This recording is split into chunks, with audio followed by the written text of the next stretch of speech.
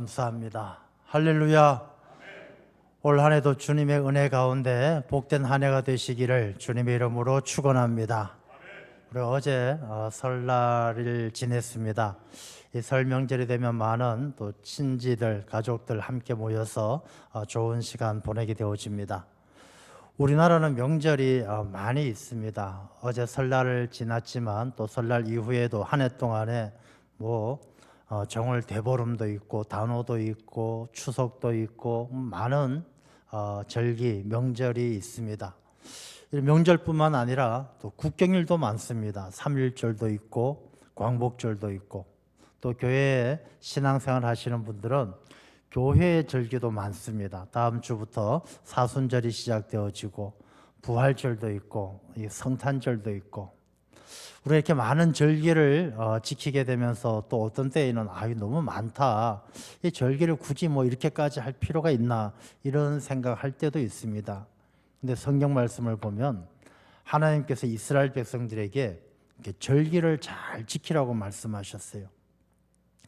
어느 정도냐 하면 하나님께서는 이스라엘 백성들이 애굽에서 나와서 광야를 지나서 가나안 땅으로 가는 도중에 가나안 땅에 들어가기도 전에 너희들 가나안 땅에 들어가면 지켜야 될 절기가 있다 하면서 유월절 지켜라, 칠칠절 지켜라, 초막절 지켜라 하면서 7가지 절기를 미리 정해 주셨어요. 이 절기는 어디에 있든지 너희들이 하나님 앞에 나와서 보이고 빈손으로 나오지 말고 절기를 잘 지켜라, 그렇게 말씀을 하셨습니다. 이 절기에는 다 그 절기마다 의미가 있고 그 절기를 잘 지킴으로 공동체를 잘 유지해 나가는 데 있어서 꼭 필요한 유익함이 있는 것이죠. 우리나라에 많은 절기와 명절이 있는 것처럼 이스라엘도 우리와 비슷합니다. 이스라엘도 굉장히 많은 절기와 명절이 있습니다. 우리나라의 광복절하고 비슷한 절기가 무엇일까요? 유월절이죠. 유월절. 이스라엘 백성들이 출애굽한 것을, 애굽에서부터 자유함을 얻은 것을 기념하는 유월절은 우리가 일제로부터 해방되어진 광복절과 비슷합니다. 우리나라의 추수감사절과 비슷한 절기는 무엇이죠? 초막절, 장막절, 그렇게 이야기하죠.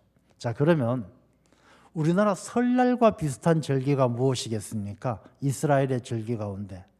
이건 좀 어렵죠? 이스라엘도 우리 설날과 비슷한 절기가 있습니다. 그 절기가 바로 나팔절입니다. 나팔절. 여러분, 우리나라는 신정과 구정이 있습니다. 신정은 1월 1일입니다. 구정은 이제 어제 지난 것처럼 음력으로 1월 1일을 이야기를 합니다. 이스라엘도 신정과 구정이 있습니다. 이스라엘의 1월 달은 니산월이죠. 니산월은 우리나라 달력으로 따진다면 한 2월 달과 3월 달쯤에 됩니다. 그래서 이 유대력으로 신정은 니산월 1일이 신정입니다. 그러면 이 이스라엘의 구정, 설날은 언제냐 하면 아부월 1일입니다. 아부월은 우리 달력으로 말한다면 7월, 한 8월, 9월쯤에 되는 1일이죠. 그러니까 한 반년을 지나서 하반기부터 사실 실제적으로 설날처럼 이 나팔절을 지키면서 한 해가 시작되어지는 것입니다. 우리나라 신정 구정처럼 이스라엘도 신정 구정이 있습니다. 자, 그러면 우리가 어제 설날을 지냈는데 이스라엘 사람들은 우리나라 설날과 똑같은 나팔절을 어떻게 지내느냐? 하나님께서 절기를 잘 지키라고 말씀하시면서 7가지 절기 가운데 나팔절을 4번째로 말씀하셨어요. 4번째로 나팔절을 잘 지키라고 말씀하셨는데, 그럼 나팔절을 어떻게 잘 지키라고 말씀하셨는가를 살펴보면서 나팔절과 똑같은 설날의 의미를 한번 생각해 보려고 합니다. 자, 나팔절을 지키는 것에 대해서 성경 말씀 레위기에 23장 24절에 기록되어져 있는 말씀을 같이 한번 읽겠습니다. 시작. 이스라엘 자손에게 말하여 이르라. 7째 달 곧 그 달 첫날은 너희에게 쉬는 날이 될지니 이는 나팔을 불어 기념할 날이요 성회라. 그 이어서 나오는 말씀이 아무 노동도 하지 말고 여호와께 화제를 드릴지니라, 이렇게 기록되어져 있습니다. 자, 나팔절. 나팔절은 말 그대로 나팔을 불면서 시작하는 절기가 나팔절입니다. 지금도 이스라엘은 유대인들도 마찬가지지만 기독교인들도 있습니다. 이스라엘 땅에는 기독교인들이 한 10,000명 정도 있어요.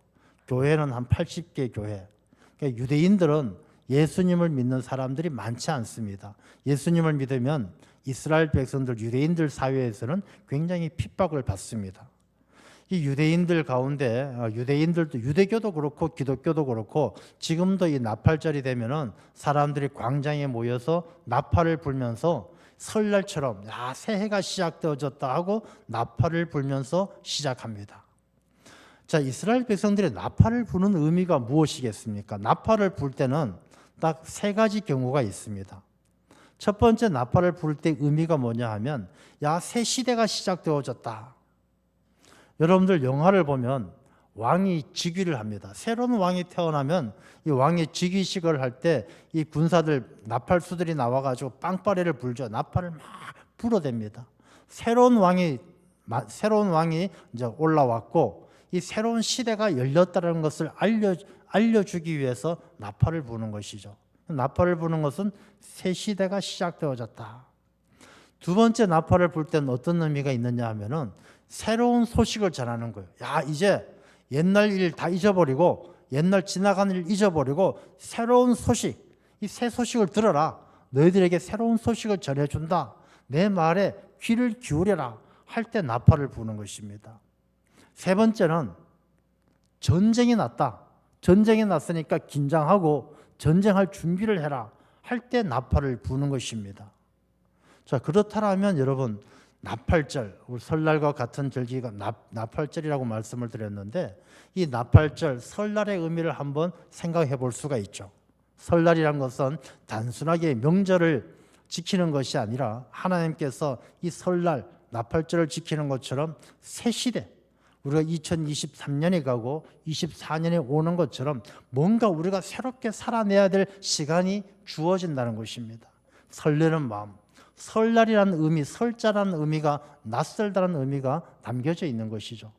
새로운 시대, 우리에게 하나님께서 주어지는, 하나님께서 우리에게 베풀어 주시는 새 시간들을 어떻게 채워갈 것인가, 우리가 깊이 생각하는 시간이 설날이죠. 그 다음에 새로운 소식, 이제 우리가 과거에 매이지 말고 우리가 앞으로 주어지는 새로운 삶을 살아감에 있어서 새롭게 결단하고 마음가짐을 새롭게 하는 것이죠. 그 다음에 전쟁의 소식처럼 이제 우리가 살아가야 될 시간들은 그냥 무의미한 시간이 아니라 치열하게 살아내야 될 전쟁과 같은 시간들을 살아내야 될 시간이 시작되어진다라는 것을 의미하는 것입니다. 그러니까 우리가 설날 어제 지났지만 이 설날이 명절이 되어서 어른들 만나 뵙고 가족들 만나는 것으로 끝나는 것이 아니라 우리 마음속으로 하나님께서 내게 주신 새해 한 해를 내가 치열하게 이 레위기 말씀처럼 성회로 모여서 하나님 앞에 예배드리는 삶으로, 하나님께 화제를 드리는 것처럼 하나님께 예배하는 삶으로 영적으로 치열한 전쟁을 치러내면서 승리할 수 있는 새로운 한 해가 되시기를 주님의 이름으로 축원합니다. 자, 이런 안식일을, 이 설날을, 나팔절을 성경 말씀에는 안식일로 지키라고 그랬습니다. 안식일. 이 안식일이란 것은 일을 하지 않고 쉬면서 하나님께 제사를 드리고 하나님께 예배를 드리고 이 가족 간의 소통을 원활하게 하는 시간이 되라는 것입니다. 여러분, 설날이 되면 우리가 고향을 찾아갑니다. 누가 가라고 시키지 않아도 고향을 찾아갑니다. 고향을 찾아가서 부모님을 뵙고 형제들을 만나고 친지들을 만나서 오랜만에 그동안 밀렸던 이야기들을 주고받습니다. 가족들이지만 바쁘게 살다 보니까 서로 얘기할 시간이 없었는데 모여서 서로 소통을 합니다. 설날 그렇게 하고 추석도 그렇게 하고. 여러분, 이 가족 간의 소통이라는 것이 아무것도 아닌 것처럼 우리가 습관처럼 명절날 찾아가서 서로 안부를 묻고 이야기를 나누지만 이 가족 간의 소통이 그 가정 공동체를 이루어가는 아주 중요한 힘이 되는 것입니다. 그래서 우리가 이 설날이나 명절은 우리가 부모님을 찾아가고 가족들을 만나는 것이 아무런 의미가 없는 것이 아니라 한번 만나 뵙고 오랜만에 얼굴 보고 오랜만에 안부 이야기, 안부 전하고 서로 이야기를 하고 마음을 터놓고 이야기하는 것이 가정 공동체를 유지하는 데 얼마나 귀하고 중요한 일인지 모른다는 것입니다. 그래서 이 설날을 통해서, 명절을 통해서 우리는 가정의 소중함을 다시 한번 깊이 생각해야 됩니다. 우리가 가족들 간의 소통을 잘하고 있는가? 이 가족들의 형편을 잘 알고 있는가? 이 명절 때가 되어지면, 설날이 되어지면 세상의 사람들은 차례를 지냅니다. 제사라고도 하고 차례라고도 하는데, 이 차례 또 제사는 사람들 기일을 맞이해서 제사를 드리죠. 명절이 되어지면 세상의 사람들이 기독교인들을 향해서 비난하는 일 중에 하나가 그 일이죠. 기독교인들은 말이야, 차례도 안 지내고 제사도 안 지내고 이 조상들을 섬길 줄 모른다, 그렇게 이야기를 합니다. 여러분, 과연 그렇습니까? 우리나라에서 드리는 이 차례 제사는 우리나라 고유의 문화가 아닙니다. 이 제사라는 것은 우리나라에 유교가 들어오면서부터 시작된 것이죠. 유교가 들어와서 시작되어지는데, 이 유교가 들어오면서 단순하게 그냥 예식으로 드려지는 것이 아니라 유교가 들어와서 이 미신과 결합이 되어져 있는 것이죠.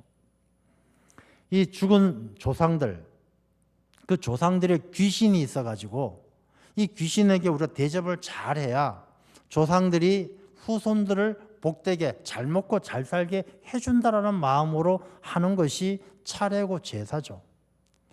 부모들, 돌아가신 어른들, 조상들을 섬기는 것이 아니라 사실 가장 그 밑바탕에는 자기가 좀 잘 살려는, 자기가 복받고 귀신이 도와줘서 잘 살려는 미신적이고 이기적인 마음이 그 저변에 깔려 있는 것입니다.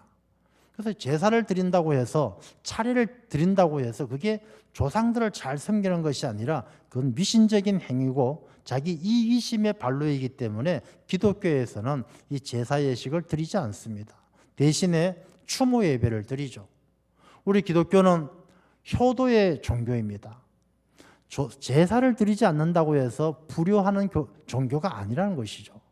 여러분, 에베소서 6장 1절에서 3절까지 말씀을 같이 한번 읽겠습니다.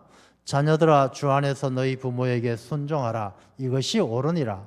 내 아버지와 어머니를 공경하라. 이것은 약속 있는 첫 계명이니 이로써 내가 잘되고 땅에서 장수하리라. 기독교는요, 효도의 종교예요. 순종하고 공경하고 부모님을 잘 모시도록 하는 종교가 바로 기독교예요. 우리 이 설명제를 통해서 제사 지내고 차례 지내는 것이 조상을 잘 모시는 것이 아니라 이 명절을 통해서 부모님의 은혜를 생각하고 부모님의 말씀에 잘 순종하고 공경하는 것이 우리 기독교적 효도라는 것이죠. 그래서 이 설명제를 지내면서 우리가 한번 다녀오고 또 한번 얼굴 보는 것으로 끝나는 것이 아니라 부모님의 사랑, 또 부모님의 신앙, 그것을 잘 기억해서 부모님의 뜻을 잘 받들 수 있는 그런 효도하는 신앙생활을 해야 하는 것입니다. 자, 그리고 이 설날이 되면 우리가 만나서 서로 축복해주고 덕담을 합니다. 새해 복 많이 받으세요. 그래, 건강해라. 잘 하는 일이 잘 되기를 바란다. 서로 덕담하죠. 서로 격려해주고 칭찬해주고, 우리 당일 777처럼 가족들끼리 모여서 격려하고 섬기고 배려하는 것이죠. 그리고 떡국을 먹으면서 서로 또 교제를 나눕니다. 옛날에 이 떡국 끓일 때에는 떡국에 들어가는 고기 중에서 제일 좋은 게 꽁고기였어요. 그래서 꽁은 옛날 사람들이 어떻게 생각했느냐 하면 꽁은 하늘나라에서 사는 닭이라고 생각했습니다. 그래서 이 꽁고기를 넣어서 꽁 육수를 우려서 떡국을 끓이면은 한 해에 길조가 든다, 한 해가 잘 풀린다, 그렇게 생각했습니다. 근데 이 꽁이 워낙 귀하다 보니까 꽁 대신 닭을 집어넣는 것이죠. 그래서 꽁 대신 닭이란 말이 나왔습니다. 자, 이렇게 이 명절을, 우리가 설 명절을 보냅니다. 그래서 이 명절을 보내는 것이 우리가 서두에 말씀드린 것처럼 나팔절을 지키는 것처럼 이 명절을 잘 지키는 것이 그냥 세상적인 풍속일 뿐만 아니라, 세상적인 풍속이라고 외면할 것이 아니라 나팔절을 지키는 것처럼 명절을 통해서 우리가 하나님을 더 잘 섬기고 가정을 더 소중하게 생각하고 이 명절의 의미를 잘 살려갈 필요가 있다는 것입니다. 그래서 오늘 이 본문의 말씀을 통해서 우리가 명절을 어떻게 지키는 것이 이 명절의 의미를 잘 살리는 것인가. 여러분, 설날이 되면 가장 많이 하는 말과 듣는 인사가 무엇입니까? 새해 복 많이 받으세요죠.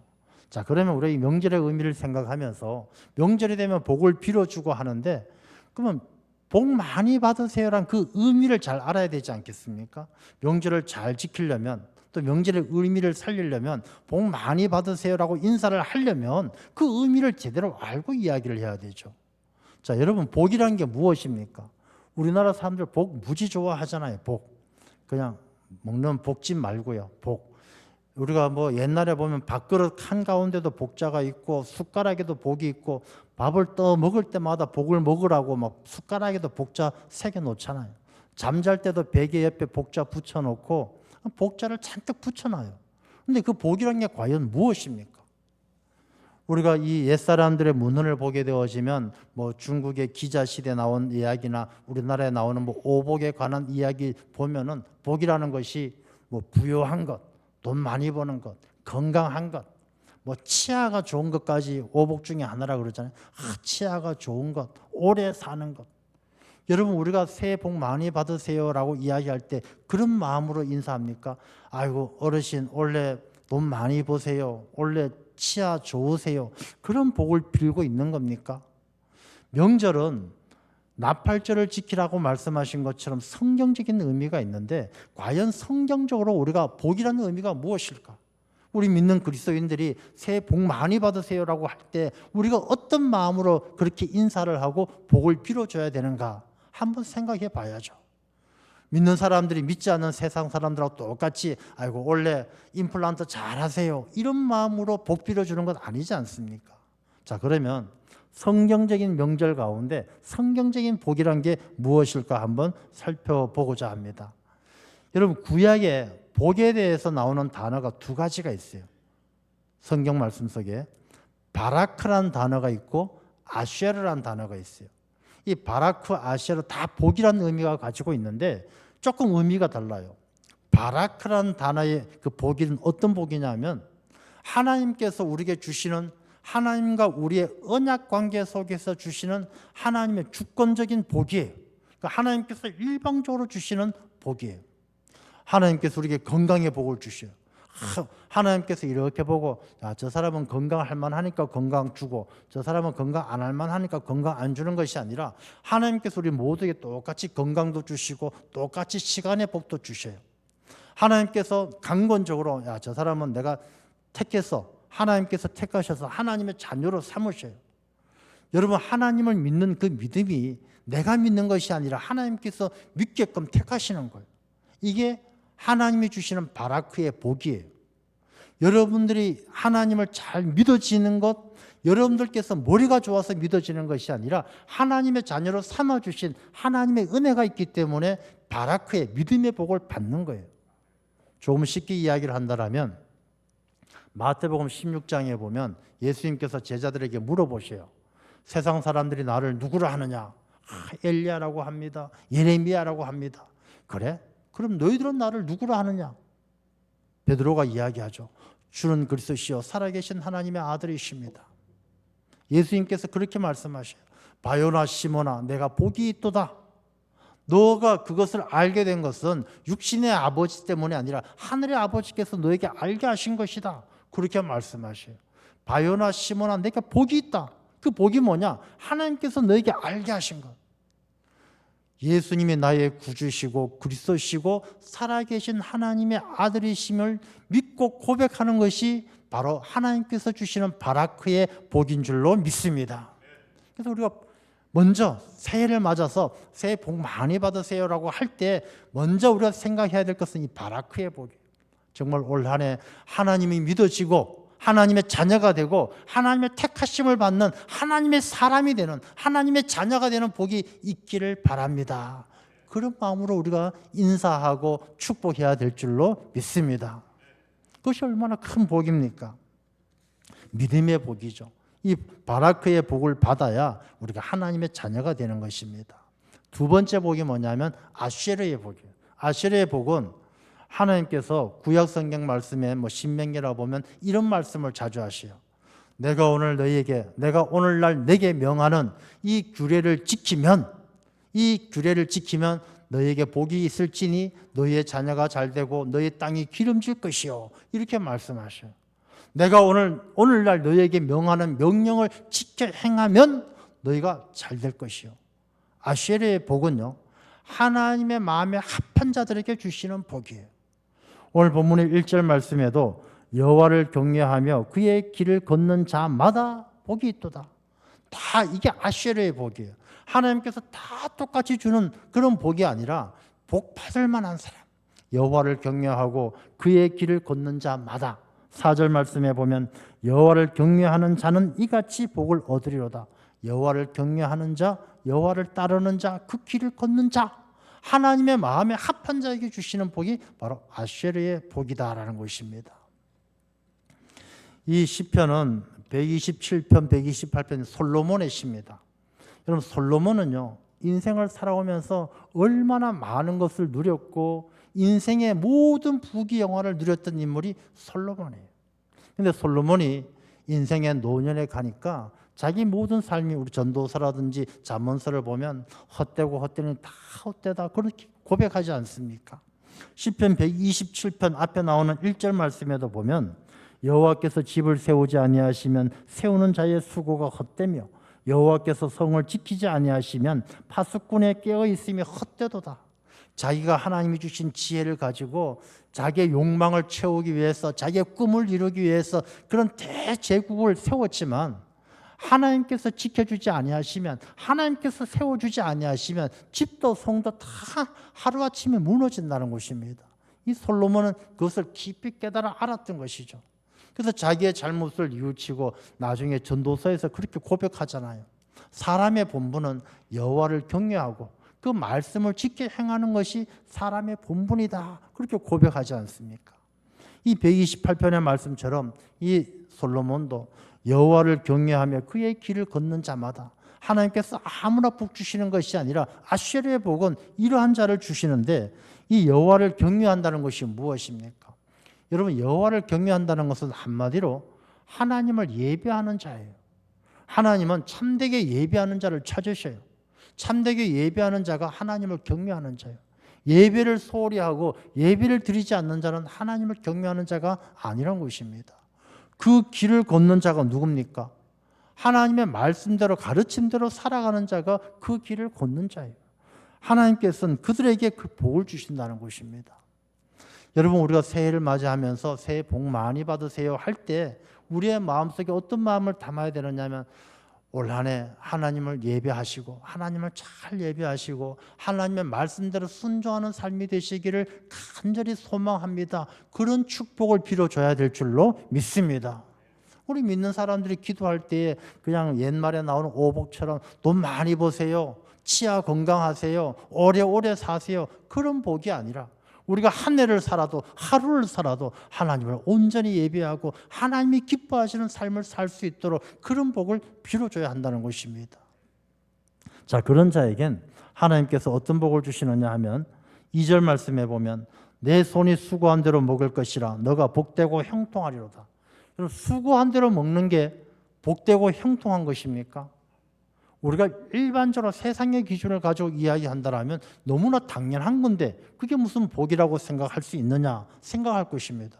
내가 수고한 만큼 먹는데, 내가 농사 열심히 지어서 내가 열마지게 농사 지었으면 열마지게 얻어서 먹는데 그게 복이고 형통할 것이냐라고 생각하는데, 그런 사람은 하나님을 경외하지 않는 사람, 하나님의 길을 따르지 않는 사람이에요.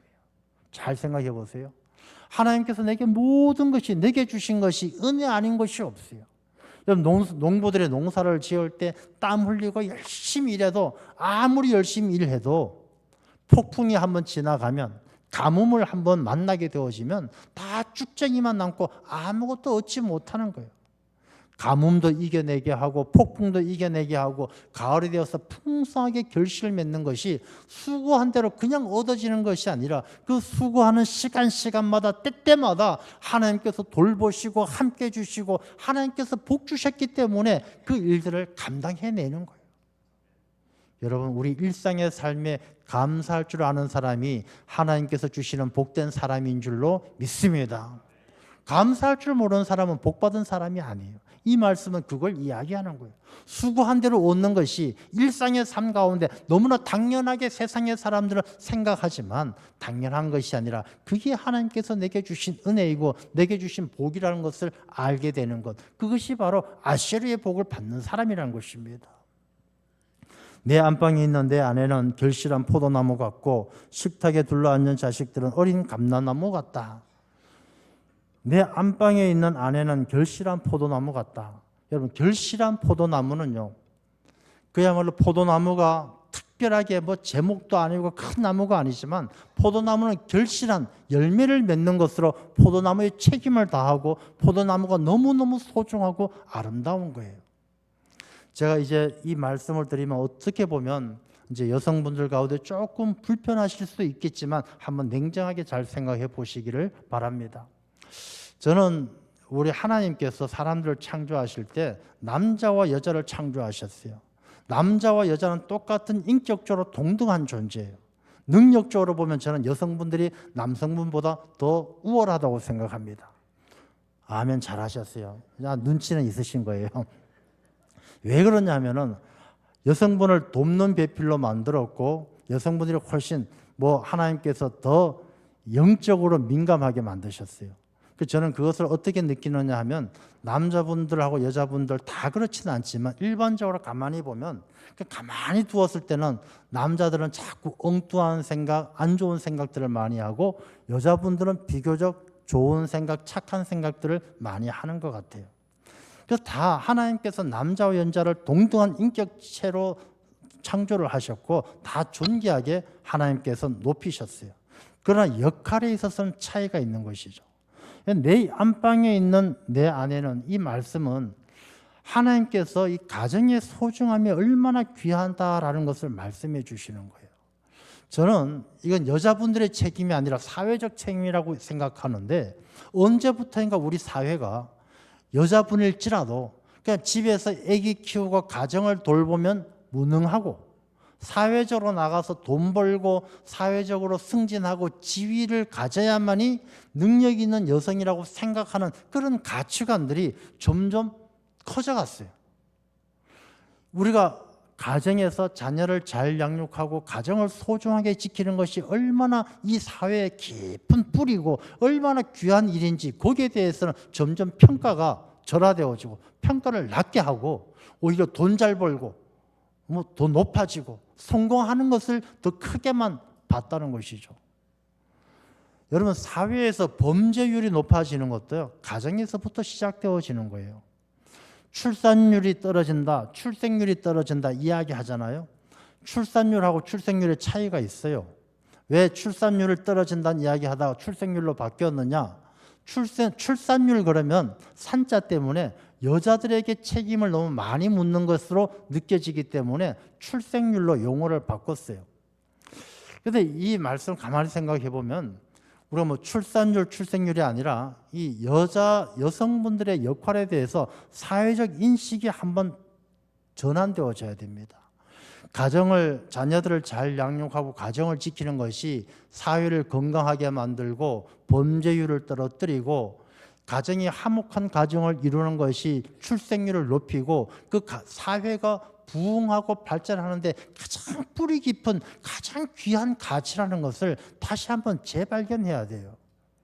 우리가 이런 현대 사회가 되면서 돈 벌고 나가서 활동력이 많아야만 훌륭하고 성공한 사람이다 라고 보는 가치관이 우리가 오늘날같이 힘들고 어려운 세상을 만드는데 일조하고 있다는 것이죠. 그리고 내 식탁에 둘러앉은 어린 자식들, 식탁에 둘러앉았다는 것은 앉아서 밥 먹는다는 이야기가 아니고 이 이스라엘 사회에서는 식탁에 둘러앉아서 신앙교육을 했어요.